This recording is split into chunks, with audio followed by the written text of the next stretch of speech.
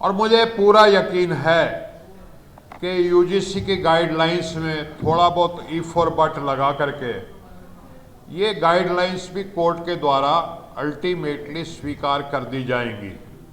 वो उनकी धन दौलत जायदादें मान सम्मान इज्जत वो बनी रहे।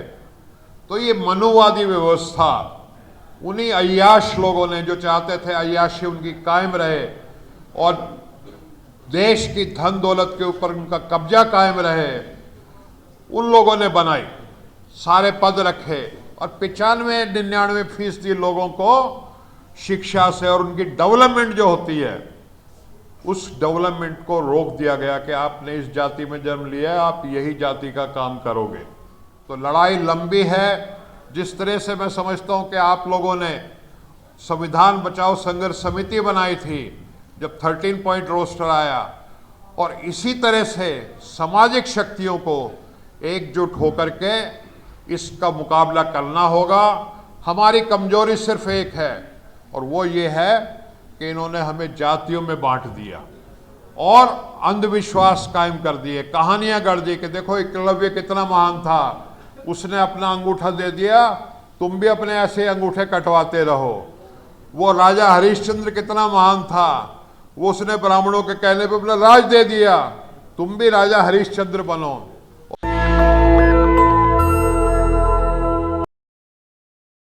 मैं देख रहा हूं कि एक समय में ज़्यादा पुरानी बात नहीं है, एक 13 पॉइंट रोस्टर का मामला आया था और हमारे कुछ साथी और ख़ास तौर पे रतन लाल जी आज पीछे बैठे हुए हैं और हम सब ने मिलकर के, और ये सारी टीम भी थी, एक आंदोलन चलाया था।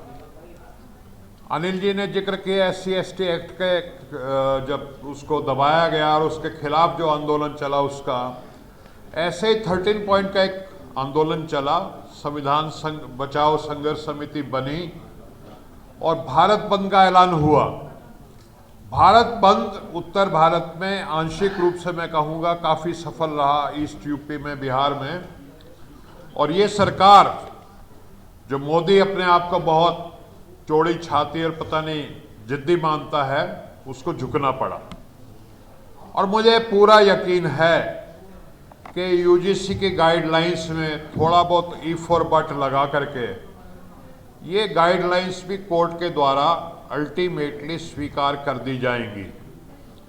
लेकिन एक बात जो मैं आपके सामने रखना चाहता हूं कि ये हजारों साल पुरानी लड़ाई है, ये कोई आज यूजीसी से शुरू नहीं हुई। हजारों साल पहले इस देश में कुछ धूर्त और कमीने किस्म के लोग इकट्ठा हुए और उन्होंने कहा कि अगर हम धन कमाएंगे, जमीन जायदाद दौलत अपने बच्चों के लिए, हो सकता है कल को उनसे छिन जाए, वो खो दें, लुटा दें, खर्च कर दें, लेकिन कोई ऐसी व्यवस्था बनाई जाए कि पीढ़ी दर पीढ़ी, पीढ़ी दर पीढ़ी, पीढ़ी दर पीढ़ी वो उनकी धन दौलत जायदादें मान सम्मान इज्जत वो बनी रहे।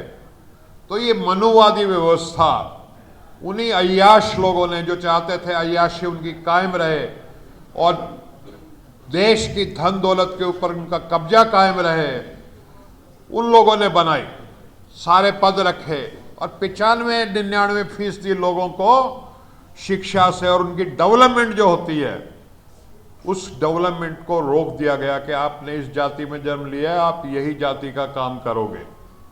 वो चली, लेकिन वो इतनी घटिया और इतनी गंदी व्यवस्था थी कि उससे हमारा देश कमजोर हो गया। और फिर इस देश में जो 2000 घोड़ों में बैठ के आ गया, 500 घोड़ों में बैठ के आ गया, वो पूरे देश को रोनता चला गया, सबसे कंगला देश बन गया। कभी कोई आविष्कार नहीं हुआ विज्ञान का हमारे देश में, मतलब सबसे दुनिया में लंबी गुलामी और सबसे घटियापन इस देश में आ गया।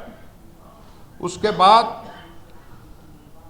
महात्मा बुद्ध का समय था, जब समता थी, आपने देखा तब अशोक और चंद्रगुप्त जैसा राज कायम हुआ और पूरे भारत, जिसको आज ये अखंड भारत बोलते हैं, वो अशोक और चंद्रगुप्त के समय में था।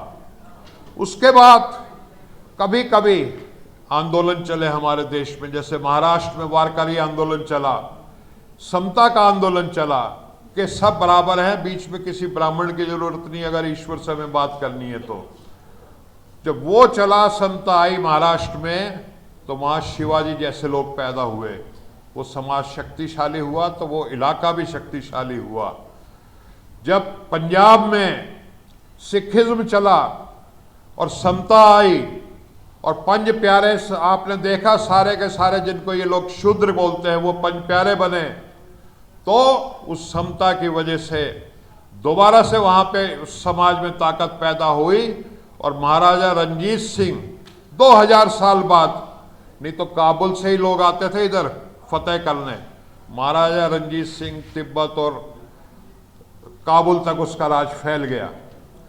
उसके बाद ये बाबा साहब का संविधान आया है जिससे थोड़ी बहुत इस देश में समता आनी शुरू हुई है और आज जो भारत ताकतवर बन रहा है, समृद्ध बन रहा है, तो ये बाबा साहब के संविधान की देन है जिससे शक्ति भारतवर्ष में पैदा हो रही है। लेकिन वो मनवादी ताकतें जो अपने विशेष अधिकार को, अपने अय्याशी को चाहती हैं कि वो बनी रहे, तो वो इसकी लगातार विरोध कर रही हैं और वो करती रहेंगी। तो लड़ाई लंबी है। जिस तरह से मैं समझता हूँ कि आप लोगों ने संविधान बचाओ संघर्ष समिति बनाई थी जब 13 पॉइंट रोस्टर आया, और इसी तरह से सामाजिक शक्तियों को एकजुट होकर के इसका मुकाबला करना होगा। हमारी कमजोरी सिर्फ एक है और वो ये है कि इन्होंने हमें जातियों में बांट दिया और अंधविश्वास कायम कर दिए, कहानियां गढ़ दी कि देखो एकलव्य कितना महान था, उसने अपना अंगूठा दे दिया, तुम भी अपने ऐसे अंगूठे कटवाते रहो। वो राजा हरिश्चंद्र कितना महान था, वो उसने ब्राह्मणों के कहने पे अपना राज दे दिया, तुम भी राजा हरिश्चंद्र बनो। और इस देश की जो सबसे पहली फिल्म बनी थी वो भी राजा हरिश्चंद्र उसका नाम था, और बनाने वाला कौन था? दादा फाल्के, जो कि चित्पावन ब्राह्मण था। तो ये अंधविश्वास कायम करने के लिए कभी बाबा बागेश्वर भेज देंगे, कभी और बोल देंगे, मैं ज़्यादा नहीं बोलूँगा महंग जी। लेकिन फिर से मैं बधाई देता हूँ कि आप जैसे नौजवानों ने इस संघर्ष समिति को बनाया, समता का, इसको चलाइए। हम लोग पीछे रह करके आपका पूरा साथ देंगे। हम ये पूरी टीम बैठी हुई है। हाँ, आप आगे बढ़ो, हम आपके साथ हैं। और साहिर लुधियानवी की 2-4 पंक्तियां हैं कि हम अमन चाहते हैं, क्योंकि हम तो गांधी के और बुद्ध को मानने वाले हैं। हम अमन चाहते हैं मगर जुल्म के खिलाफ अगर जंग लाजमी है तो फिर जंग ही सही। ये जर की जंग है, न जमीनों की जंग है, ये जंग है संविधान, बाबा साहब के संविधान के वास्ते, और हम अमन चाहते हैं। नेशनल दस्तक की आपसे गुजारिश है कि अगर इसको बचाना चाहते हैं तो नेशनल दस्तक को सब्सक्राइब करने के लिए रेड कलर के सब्सक्राइब बटन को दबाएं, फिर बेल आइकन की घंटी दबाएं। नेशनल दस्तक को बचाने के लिए बहुत जरूरी है कि हर खबर को शेयर करें, लाइक करें, कमेंट जरूर करें।